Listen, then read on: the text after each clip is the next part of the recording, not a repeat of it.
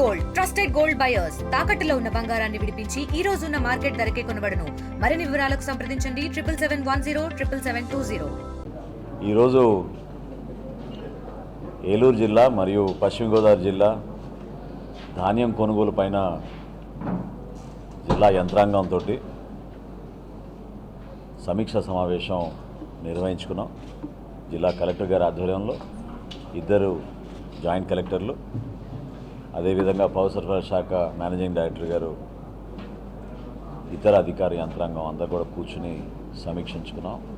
ఈ సమీక్షా సమావేశంలో ప్రభుత్వ విపులు, గౌరవ శాసనసభ్యులు తాడేపల్లిగూడెం శాసనసభ్యులు బొలిశెట్టి శ్రీనివాస్ గారు, అదేవిధంగా నాయకర్ గారు, సీనియర్ శాసనసభ్యులు భీమవరం రామాంజనేయులు గారు, సోదరులు రాధాకృష్ణ గారు, మీ అందరం కూడా క్షేత్రస్థాయిలో ఉన్న వాస్తవ పరిస్థితులు, రైతాంగం ఎదుర్కొన్న సమస్యలు, ఏ విధంగా ఈ అకాల వర్షాల వలన కొంతవరకు క్షేత్రస్థాయిలో ధాన్యం కొనుగోలు పైన అపోహలు సృష్టించడానికి చేతకాని గత ప్రభుత్వం ఈ రోజుకి కూడా చేస్తున్న ఆరోపణలు, పరిపాలన విధానం లేకపోగా రైతాంగాన్ని కేవలం కుంభకోణాల కోసం, రాజకీయ లబ్ధి కోసం ఉపయోగించుకున్న పరిస్థితులు రాష్ట్ర ప్రజలు ఎవరు కూడా మర్చిపోరు. ఈ సందర్భంగా మీ అందరికీ గుర్తు చేస్తున్నాను, గతంలో ధాన్యం కొనుగోలు విషయంలో రైతులకు ఏమాత్రం కూడా స్వేచ్ఛ ఉండేది కాదు. ఏ మిల్కి తోలాలో వాళ్ళని నిర్ణయించేవాళ్ళు, ఏ రేటుకి అమ్మాలో వాళ్ళని నిర్ణయించేవాళ్ళు. మండలాలు దాటి మరి 80 కిలోమీటర్లు 100 కిలోమీటర్ల దూరం ర్యాండమైజేషన్ ఒక దొంగ పద్ధతి పెట్టి సాఫ్ట్వేర్లో వాళ్ళకు అనుకూలంగా దాన్ని మార్చుకుని రైతుల్ని ఊహించని విధంగా ఇబ్బందులు పెట్టిన రోజులు మనం ఎవరం కూడా మర్చిపోలేం. కూటమి ప్రభుత్వం ఏర్పడిన తర్వాత గౌరవ ముఖ్యమంత్రి గారు, గౌరవ ఉప ముఖ్యమంత్రి గారి సూచనలతోటి భారతదేశంలో ఎక్కడ జరగని విధంగా ధాన్యం కొనుగోలు పారదర్శకత విధానంతో ముందు తీసుకొచ్చాం. రైతుకే ఆ స్వేచ్ఛ ఇచ్చాం. ఏ మిల్లుకి అమ్ముకోవాలో రైతుకే ఆ స్వేచ్ఛ ఇచ్చి ఎక్కడ కూడా ట్రాన్స్పోర్టేషన్ విషయంలో కానివ్వండి, గోతాల విషయంలో కానివ్వండి కొరత లేకుండా ఒక మంచి వ్యవస్థను ఏర్పాటు చేసి రైతు సహాయ కేంద్రాల ద్వారా ధాన్యం కొనుగోలు చేయడం జరిగింది. ఖరీఫ్ మాసం, రబీ మాసం ఈ రోజు వరకు జరిగిన ధాన్యం కొనుగోలు రాష్ట్ర వ్యాప్తంగా 48,90,000 మెట్రిక్ టన్నులు మేము ధాన్యం కొనుగోలు చేసాం రైతుల దగ్గర నుంచి. 11,400 కోట్ల రూపాయలు రైతుల ఖాతాల్లోకి డైరెక్ట్గా 24 గంటల లోపే మేము జమ చేయడం జరిగింది. అదే గత ప్రభుత్వం ఖరీఫ్, రబీ రెండు కలుపుకుంటే వాళ్ళు ధాన్యం కొనుగోలు చేసింది కేవలం 37 లక్షల మెట్రిక్ టన్నులు. అంటే ఈ రోజుకి గత సంవత్సరం గత ప్రభుత్వంతో పోల్చుకుంటే 11 లక్షల మెట్రిక్ టన్నులు అదనంగా మేము కొనుగోలు చేసాం. కొనుగోలు చేయడమే కాదు సుమా, వాళ్ళలాగా రైతులకి బకాయిలు పెట్టలేదు. 1,674 కోట్ల రూపాయలు బకాయిలు పెట్టి వెళ్ళిపోయారు వాళ్ళు. మా ప్రభుత్వం తీర్చింది. మేము 24 గంటల లోపే రైతుల ఖాతాలోకి ఆ విధంగా డబ్బులు జమ చేస్తున్నాం. ఎక్కడ కూడా లోటు లేకుండా రైతాంగానికి ఒక భరోసా నింపే విధంగా మన జిల్లాలో కూడా మనం ఈరోజు సమీక్ష సమావేశంలో వచ్చిన వివరాలు మీతో పంచుకుంటున్నాను. పశ్చిమ గోదావరి జిల్లాలో 7,50,000 మెట్రిక్ టన్నులు ధాన్యం పండుతుందనే అంచనాలు వ్యవసాయ శాఖ ఇచ్చిన మేరకు పౌర సరఫరా శాఖ నుంచి 5 లక్షల మెట్రిక్ టన్నుల వరకు మేము కొనుగోలు చేశాం. సుమారు 1,180 కోట్ల రూపాయలు ఆల్రెడీ రైతుల ఖాతాలోకి జమ చేశాం. ఈ రబీ మాసంలో దాదాపు 350 రైతు సహాయ కేంద్రాలు, క్షేత్రస్థాయిలో 1000 మంది సిబ్బంది రైతులకి అందుబాటులో ఉండే విధంగా వ్యవస్థని మరింత పటిష్టం చేసుకుంటూ ఎక్కడో లోటు లేకుండా గౌరవ శాసనసభ్యులతోటి సంప్రదించి క్షేత్రస్థాయిలో ఉన్న వాస్తవ పరిస్థితులు ఎప్పటికప్పుడు సమీక్షించుకుంటూ ఒక అద్భుతమైన ధాన్యం కొనుగోలు ప్రక్రియ ముందుకు తీసుకెళ్తా ఉన్నాం. ఏలూరు జిల్లాలో 3,53,000 ధాన్యం పండుతుందనే అంచనాలకు అనుగుణంగా ఇప్పటికే 2,20,000 మెట్రిక్ టన్నులు ఏలూరు జిల్లాలో కూడా కొనుగోలు చేయడం జరిగింది. 487 కోట్ల రూపాయలు రైతుల ఖాతాలో మేము ఆల్రెడీ జమ చేశాం.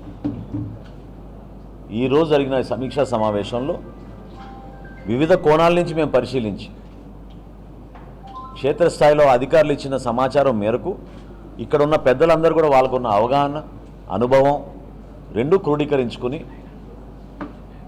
పశ్చిమ గోదావరి జిల్లాకి అదనంగా 1,00,000 మెట్రిక్ టన్నులు కేటాయించడం జరిగింది. ఏలూరు జిల్లాకి అదనంగా 50,000 మెట్రిక్ టన్నులు మంజూరు చేయడం జరిగింది.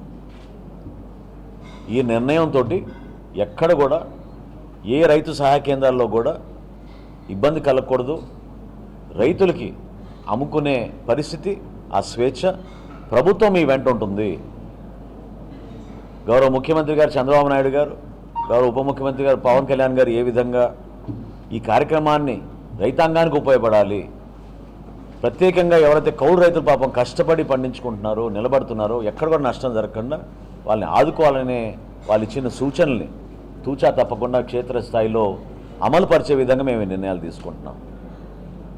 వీటితో పాటు మిల్లర్లకు ఉన్న సమస్యలను కూడా మేము పరిష్కరించడం కోసం ఈ సమావేశంలో కొన్ని నిర్ణయాలు తీసుకున్నాం. ప్రధానంగా ఈరోజు తీసుకున్న నిర్ణయం మేరకు అదనంగా 30 లక్షల గోతాలు ఇమ్మీడియట్గా వివిధ రైతు సహాయ కేంద్రాలకు అందించేటట్టు మిల్లర్లని మేము కోరాం.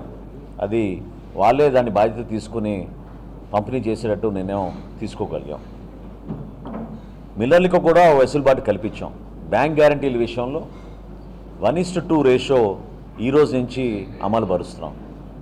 తద్వారా వాళ్ళు కూడా ఎక్కడ కూడా కోట అయిపోయిందనో, మాకు ఇచ్చిన అలాట్మెంట్ అయిపోయిందనో, బ్యాంక్ గ్యారంటీలు అయిపోయినానో అనే సమాధానం చెప్పకుండా ఇమ్మీడియట్గా రైతులతోటి వాళ్ళు కూర్చుని రైతు సహాయ కేంద్రాల నుంచి వచ్చిన ఆ స్లిప్ని బేస్ చేసుకుని ధాన్యం కొనుగోలు వేగవంతంగా జరిగేటట్టు ఆ ప్రక్రియను ముందుకు తీసుకెళ్ళడానికి కోసం ఈ చర్యలు తీసుకున్నాం. సంస్కరణలు ఖచ్చితంగా తీసుకొచ్చాం. మొట్టమొదటిసారి భారతదేశంలో వాట్సాప్ ద్వారానే రైతు ఆయన కష్టపడి పండించిన ధాన్యాన్ని ప్రభుత్వానికి అమ్మే విధంగా కేవలం వాట్సాప్ ద్వారానే ఆ వెసులుబాటు కూడా కల్పించాం మొట్టమొదటిసారి. ఇది ఎక్కడ కూడా జరగలేదు భారతదేశంలో. ఒక రైతు అమ్ముకోవాలనుకుంటే ఎవరితో కూడా సంప్రదించకుండా డైరెక్ట్గా వాట్సాప్ ద్వారానే ఈ ప్రక్రియని పూర్తి చేసుకునే విధంగా ముందుకు రాగలుగుతున్నారు. ఖచ్చితంగా రాబోయే రోజుల్లో కూడా ఇదే నమ్మకంతో మేము చేస్తున్న ఈ కార్యక్రమాన్ని మరింత బలపరుస్తూ ఖరీఫ్లో కానివ్వండి, రబీలో కానివ్వండి, రైతులు ఎవరు కూడా ఇబ్బంది పడకుండా ఉండడానికి కోసం గౌరవ శాసనసభ్యులందరూ కూడా సూచించారు. కొన్ని ప్రాంతాల్లో ఆల్రెడీ మేము అమలుపరిచాం. అదేంటంటే మా సివిల్ సప్లైస్ కార్పొరేషన్ నుంచే మేము టార్పాలిన్స్ రైతులకి 50% సబ్సిడీ రూపంలో అందించడానికి కోసం, అకాల వర్షాలు వచ్చినప్పుడు కానివ్వండి, ధాన్యాన్ని వాళ్ళు ఆరబెట్టుకోవడానికి కానివ్వండి, ఎందుకంటే గతంలో ఉన్నట్టు కల్లాలు ఇప్పుడు లేవు కాబట్టి, తగ్గిపోయినాయి కాబట్టి రైతులకు ఒక మంచి వెసులుబాటు కల్పించాలి. 50% సబ్సిడీతో టార్పాలిన్స్ కూడా వాళ్ళకి అందుబాటులో తీసుకురావడానికి ఒక నిర్ణయం తీసుకున్నాం. ఏ ప్రాంతాలైనా సరే అంతిమంగా మేము ఆలోచించేది రైతు నష్టపోకూడదు. కష్టపడి పండించిన ధాన్యానికి కనీస మద్దతు ధర ఉండాల్సిందే. ఈ విషయం చాలా స్పష్టంగా మేము మిల్లర్స్కి చెప్పాము. కష్టకాలంలో రైతు ఇబ్బంది పడుతున్నారని చెప్పి హడావుడిగా కొంతమంది దళారులు క్షేత్రస్థాయిలో పర్యటిస్తున్నప్పుడు దయచేసి వాళ్ళని ప్రోత్సహించబాకండి. ప్రభుత్వం మీ వెంట ఉంది. మేము తడిచిపోయిన ధాన్యం గురించి కూడా రేపు గౌరవ ముఖ్యమంత్రి గారితో సమీక్ష సమావేశం ఉంది నాకు, మా శాఖకి.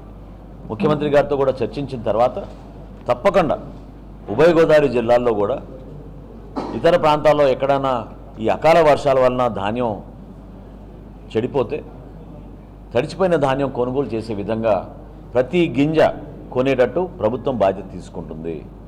రైతులు దీని గురించి ఆందోళన చెందబాకండి. మేము మనస్ఫూర్తిగా మీతో పాటు ఒక ఆప్తమిత్రుడిగా మేము నిలబడతాం. వాళ్ళలాగా మిమ్మల్ని కుంభకోణాల కోసం మాత్రం వాడుకోం. నిజాయితీగా, పారదర్శకంగా మీతో పాటు ప్రతి అడుగు కూడా మేము నిలబడడానికి, నడవడానికి మా కూటమి ప్రభుత్వం ఎప్పుడు మీకు సిద్ధంగా ఉంటుందని ఈ సందర్భంగా మరొకసారి తెలుపుకుంటున్నాం. కానీ మాకు వచ్చే సర్వే రూపంలో కానివ్వండి, క్షేత్రస్థాయిలో మాకు అందించిన సమాచారం కానివ్వండి, అది మా దృష్టికి వచ్చింది.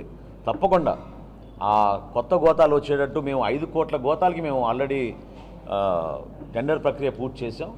రాబోయే రోజుల్లో ఆ పొరపాటు ఇంకోసారి జరగకుండా తప్పకుండా గోతాల విషయంలో కూడా నాణ్యమైన గోతాలు సరఫరా చేసేటట్టు ఖచ్చితంగా మేము స్టెప్స్ తీసుకుంటాం. టార్గెట్ సరిపోతుందంటారు సార్. ముందు పశ్చిమ గోదావరి జిల్లాలో 10 లక్షల టన్నుల వరకు ప్రొడక్షన్ వస్తుందని. లేదండి, మాకు వచ్చిన అంచనాలు అట్లా లేవు. నేను అదే అంటున్నాను కదా, ఇంకొంచెం రీసెర్చ్ చేయాల్సిన అవసరం ఉంది. మీరందరూ కూడా చాలా సహకరించారు. మీరు ప్రతి సందర్భంలో రైతుల గురించి మీరు మంచి ఆర్టికల్స్ రాస్తూ ఉన్నారు, అందులో ఏమాత్రం కూడా డౌట్ లేదు. కానీ వ్యవసాయ శాఖ ఇస్తున్న అంచనాల మేరకే మేము నిలబడగలుగుతాం. సో దానికి అనుగుణంగా క్షేత్రస్థాయిలో ఉన్న వాస్తవ పరిస్థితులు గౌరవ శాసనసభ్యులు చెప్పారు కాబట్టి ఇందాక శ్రీను గారు కానీ రాధాకృష్ణ గారు కానీ ఆంజనేయులు గారు కానీ ఎక్కువ టార్గెట్ ఎందుకు అవసరం అనుకుంటే దిగుబడి ఎక్కువ వచ్చింది ఈసారి. గతంలో ఎప్పుడు లేని విధంగా ఈసారి దిగుబడి ఎక్కువ వచ్చింది. దాన్ని మేము అందుకని రివైజ్ చేసుకున్నాం.